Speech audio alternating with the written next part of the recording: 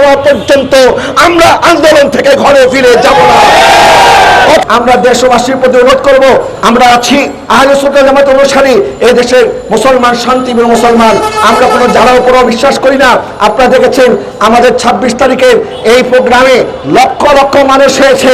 আপনারা বলেন আমাদের এই সমাবেশ থেকে কোনো ভাঙচুর করা হয়েছে? রাস্তাঘাটের মধ্যে বিশৃঙ্খলা করা হয়েছে?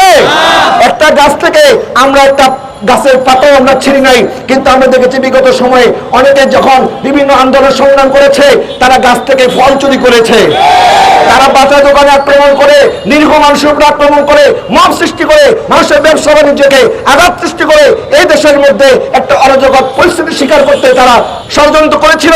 কিন্তু আমরা সতর্ক থেকেছি আমাদের ভিতরে যেন কেউ কোনো ষড়যন্ত্র করতে না পারে।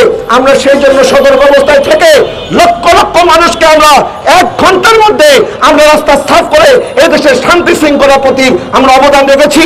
কিন্তু আমাদের এই নীরবতা, আমাদের এই শান্তিপূর্ণ অবস্থানকে যদি প্রশাসন আমাদের দুর্বলতা মনে করে তাহলে তারা ভুল করবে। এদেশের সুন্নি মুসলমান দুর্বল নয়, তারা যদি একবার জেগে ওঠে তাদেরকে দমিয়ে রাখার শক্তি আপনাদের থাকবে না। সুতরাং আমাদের ভাই মাওলানা মোহাম্মদ রইসউদ্দিনকে যারা হত্যা করেছে, তারা মব জাস্টিসের মাধ্যমে যারা এই হত্যাকাণ্ডের সাথে জড়িত, প্রশাসন আমরা দেশের আইন শৃঙ্খলা রক্ষাকারী বাহিনীর সকল দাবি মেনে নিয়েছি। কিন্তু এই রক্ষাকারী আমাদের দেশে যারা আইন শৃঙ্খলা রক্ষার দায়িত্বে আছেন, যারা আমাদের নিরাপত্তা দেওয়ার দায়িত্বে আছেন, তারাই যদি আবার বিগত ফ্যাসিস্টের মতো আচরণ করে আমরা কিন্তু শান্তিপূর্ণ অবস্থান থাকবো না। আমাদের শান্তিপূর্ণ অবস্থানকে যারা দুর্বলতা মনে করে, আমাদের উপরে বারবার বিভিন্ন শর্ত আরোপ করে আমাদের সাথে বৈষম্য করছে, এই বৈষম্যের বিচার হবে। বৈষম্য বিরোধী সরকার যদি আমাদের সাথে বৈষম্য করে আমরা কিন্তু আর ঘরে বসে থাকবো না। আমি দেশবাসীকে অনুরোধ করবো আমাদের সাংবাদিক ভাইদের মাধ্যমে আপনারা আমাদের এই দাবিকে সরকারের কাছে পৌঁছে দেন। গোটা দেশের সাধারণ মানুষ জানুক আমাদের সাথে কি বৈষম্য করা হয়েছে।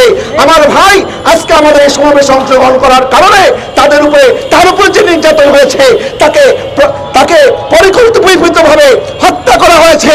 এই হত্যার সুষ্ঠু বিচার না হওয়া পর্যন্ত আমরা আন্দোলন থেকে ঘরে ফিরে যাব না। কঠোর থেকে কঠোর কর্মসূচি ঘোষণা দেওয়ার মাধ্যমে আমরা এই বিচার এই বাংলা জমিন আমরা আদায় করে ছাড়বই ছাড়বো। আমরা 24-এ গণঅভ্যুত্থান স্পিডকে ধরে রেখেছি। আমরা 26 তারিখ আমরা দাবি করেছি বিগত ফ্যাসিস্টের যে সমস্ত অপকর্ম সেটার বিচার করতে হবে। পাশাপাশি বর্তমান সময়কেও যদি ফ্যাসিস্টের মতো আচরণ করে তাদেরকেও বিচারের কাঠ করে দাঁড়াতে হবে।